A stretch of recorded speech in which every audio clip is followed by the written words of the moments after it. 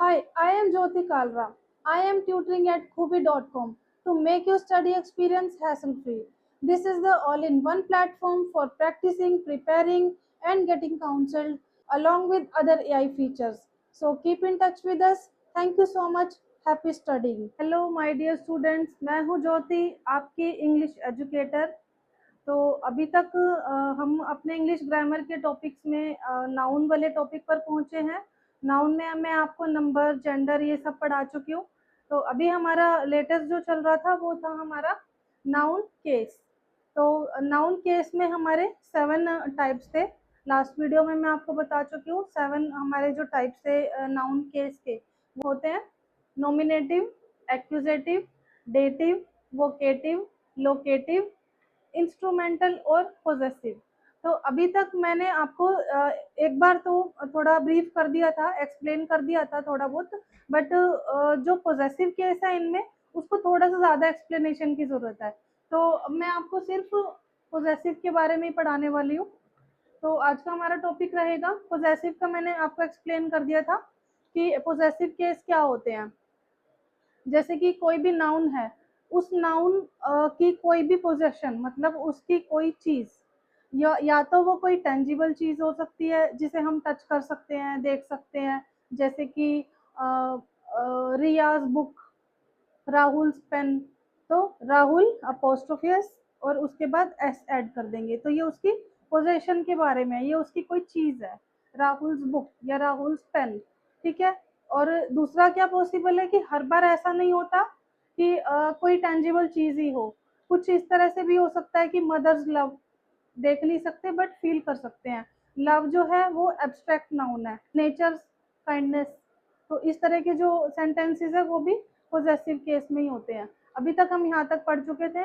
Next क्या है हमारा, formation of possessive case. Formation मतलब बनाना, क्रिएट करना। पोजेसिव केस किस किस तरह से क्रिएट किए जा सकते हैं। फर्स्ट है noun is singular, means when noun is singular, जब कोई नाउन सिंगुलर फॉर्म में है मतलब एक है, उसमें हम क्या करेंगे, बाय एडिंग एस।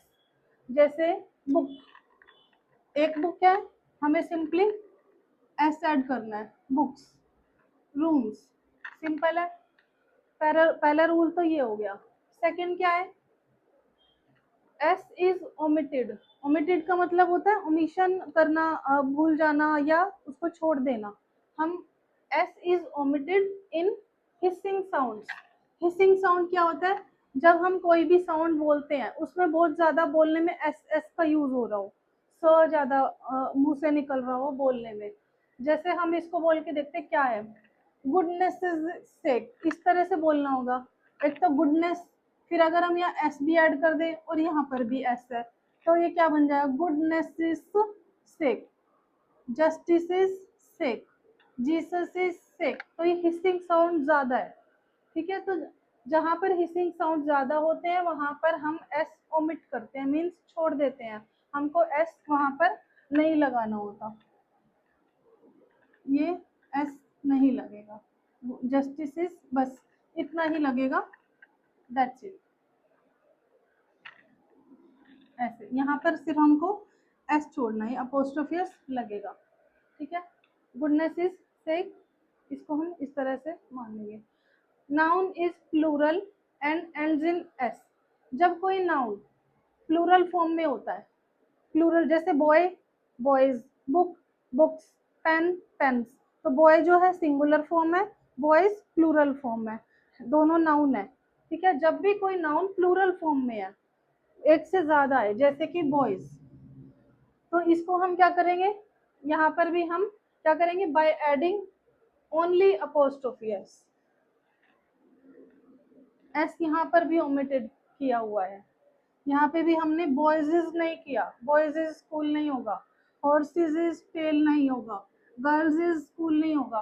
सिर्फ बॉयज जो है यहाँ पे सिर्फ अपोस्ट्रोफी एस लगेगा, एस ओमिट होगा। हॉर्सेज ऐसे और गर्ल्स भी, क्योंकि ये प्लूरल फॉर्म में है।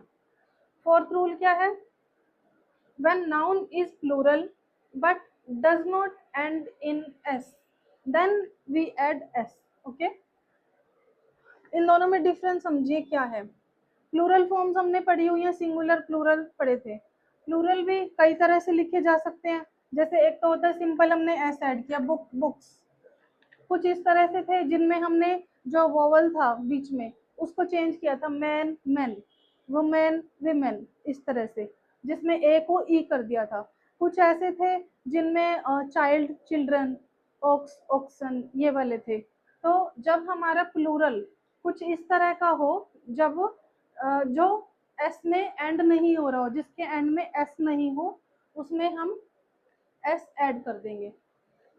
ये वाला मैन प्लूरल फॉर्म है, चिल्ड्रन प्लूरल फॉर्म है, बट ये कौन से प्लूरल है जिनमें एंड में एस नहीं ऐड होता। ठीक है, तो इसका जब हम पोजेसिव केस बनाएंगे तो क्या करेंगे, अपोस्ट्रोफी एस देन एस लगा देंगे। Noun consist of several words, मतलब ऐसे नाउन्स जो कई वर्ड से मिलके बना है। जो अभी तक हम वर्ड्स देख रहे थे वो सिंगल सिंगल वर्ड था, man, children, boys, horses, rooms, ये सिंगल वर्ड है। कुछ नाउन इस तरह के होंगे, जैसे किंग ऑफ भूटान विजिट। अब है तो ये एक ही नाइन किंग, एक ही वर्ड है ये, किंग ऑफ भूटान, ये कोई एक ही होगा इंसान। Prime minister of India speech, prime minister of India कोई एक ही नाउन है, क्योंकि वो एक ही पर्सन होगा।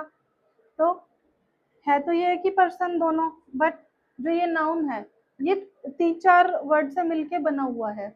ऐसे में क्या करेंगे हम, add S only to the last word. जो लास्ट वाला वर्ड होगा किंग ऑफ भूटान, भूटान पे लगेगा अपोस्ट्रोफी देन एस। यहाँ में यहाँ पर लगेगा इंडिया अपोस्ट्रोफी देन एस। हम ऐसे नहीं कर सकते kings of Bhutan, prime ministers of India, ऐसे नहीं करेंगे। इसका रूल सिंपल यही है कि add S only to the last word. I hope समझ में आ गया होगा। अभी इसमें और भी पेंडिंग है, इसमें अभी और भी बचे हुए हैं, वो मैं आपको नेक्स्ट वीडियो में बताती हूँ। Thank you so much.